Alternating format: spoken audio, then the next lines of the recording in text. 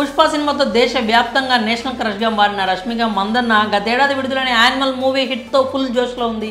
కర్ణాటకలో పుట్టిన ఈ బ్యూటీ కిరాక్ పార్టీ మూవీతో ఇండస్ట్రీలో అడుగుపెట్టింది. ఆ తర్వాత చలో సినిమాతో తెలుగు ప్రేక్షకులకు కూడా పరిచయమైంది. గీతా గోవిందం, సరిలేరు నీకెవరు, పుష్ప వంటి సినిమాలతో స్టార్ హీరోయిన్ అయిపోయింది. అల్లు అర్జున్ పుష్పతో ఒక్కసారిగా రష్మిక రేంజ్ మారిపోయింది.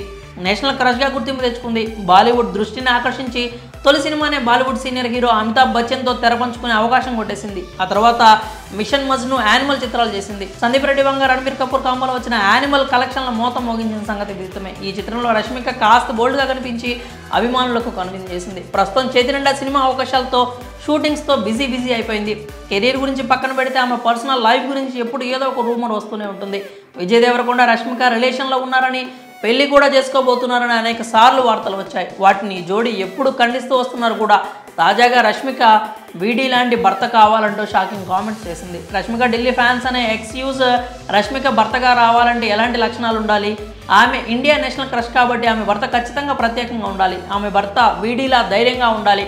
వీడీ అంటే వెరీ డేరింగ్ పర్సన్ అని, ఆమెను రక్షించేవాడు అయి ఉండాలి. మేము రష్మికను రాణి అని పిలుస్తాం కాబట్టి ఆమె భర్త రాజులా ఉండాలి అంటూ ట్వీట్ చేశారు.